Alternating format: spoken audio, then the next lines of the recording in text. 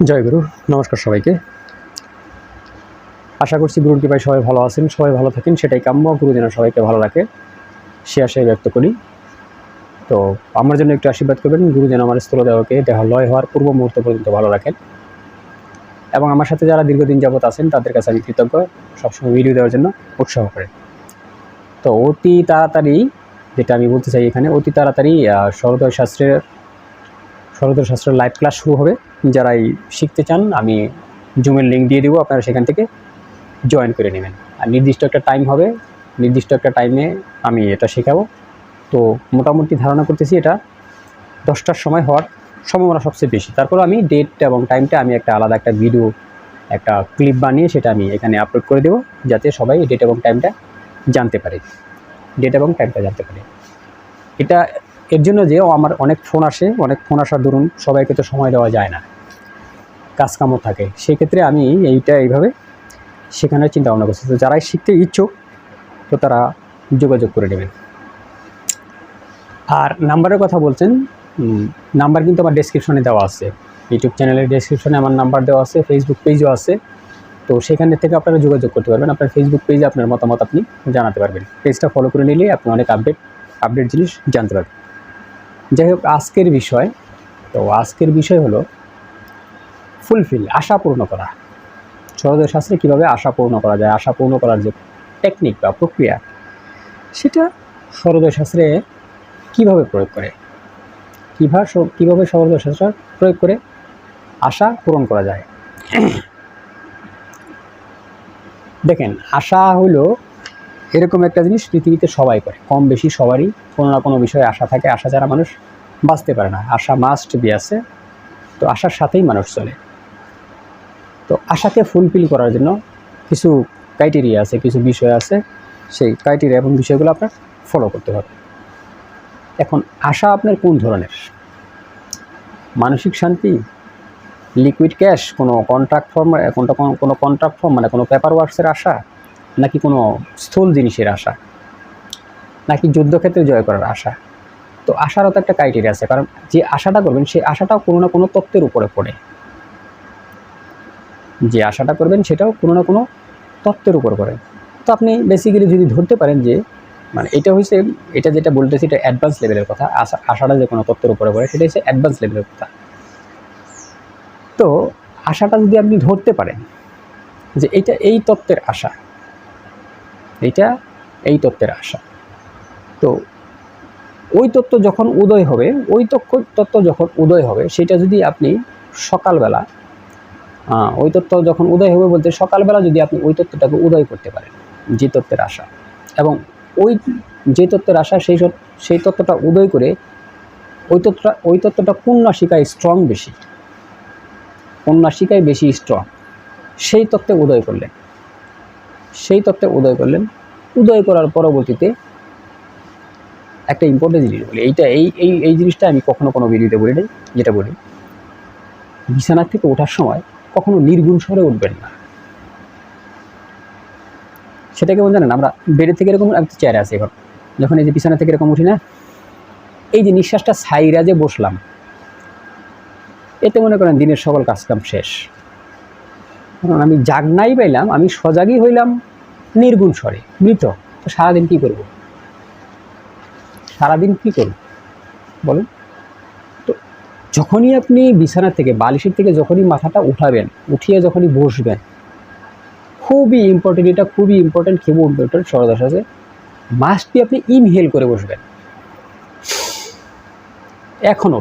এখন এটা বসেন, ইনহেল করে উঠে বসেন। বৈশা আপনার কোন পাশের স্বর চলতেছে সেটাকে একটু খেয়াল করে সেই হাতটা দিয়ে সেই অঙ্গ প্রত্যঙ্গ, সেই সাইডের অঙ্গ প্রত্যঙ্গ, যদি ধরলাম আমার চন্দ্রনারী চলে, তো আমি বাম হাতটা এখানে, মানে আমার উরুতে টাচ করব, আমার এইখানে টাচ করব, কানে টাচ করব, এই পাশে টাচ করে একটা চুমু দেবো।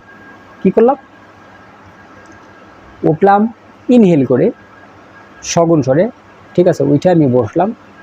বসার পরবর্তী আমার ওই সাইডের অঙ্গ প্রত্যঙ্গে আমি আমার ওই অঙ্গ দিয়ে টাচ করে একটা চুমু খেলাম।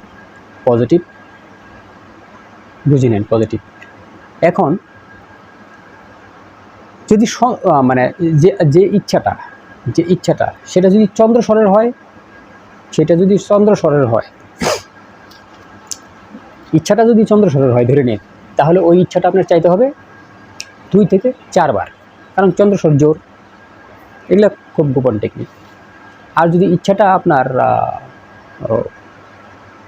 সূর্যস্বরের হয়, তাহলে সেটা আপনি চাইতে পারেন 3 বার, 5 বার, 7 বার, আপ টু ইউ। সেটা আপনি চাইতে পারেন 3 বার, 7 বার, 5 বার। তবে চাবেন কীভাবে? যখনই আপনি বিছানায় থেকে উঠলেন, উঠে আপনি যে পাটা আগে বাড়ানো দরকার, মানে যে শটটা চলে, তো ওই পাটায় তো আপনি আগে বাড়াবেন, তাই না? পাটা প্রথমে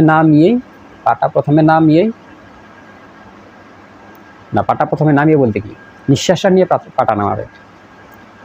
নিঃশ্বাসটা নিয়ে দমটাকে বন্ধ করে আপনি পাটাকে নামিয়ে আপনার উইশটা আপনি চিন্তা করলেন। চিন্তা করার পরবর্তীতে আপনি এক স্টেপ বাড়লেন। এখানে একটা জিনিস খুব লক্ষণীয়, মানে আমরা প্রাণবায়ুকে অনেক সময় কী করি, তাকে এলোমেলো করে ফেলি। কীভাবে?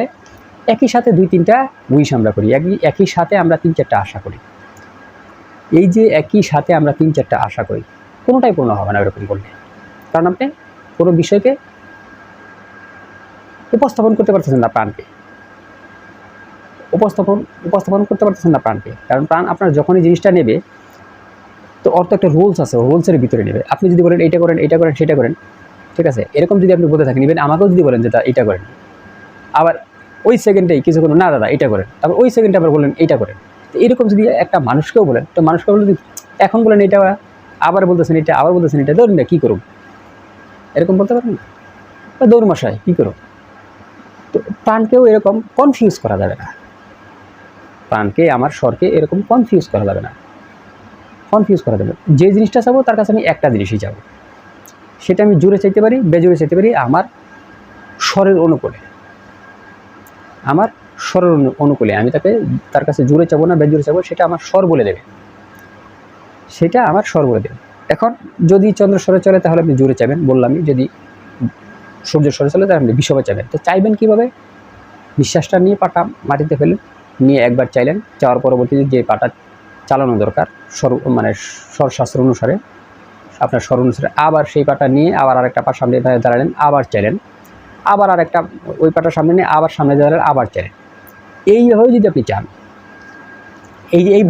চান, তাহলে আপনি যে জিনিসটা চাইলেন, তার কাছে যে জিনিসটা চাইলেন, সেটা সে আস্তে আস্তে আপনাকে পূরণ করে দেবে, ফুলফিল করে দেবে। এখন আজকে এইটা চাইলেন, কালকে আবার আরেকটা চাইলেন, তারপরের দিন আবার আরেকটা চাইলেন। এরকম করলে আবার হবে না। একটা জিনিস চাইছেন, সেটাকে ফুলফিল করবার দেন।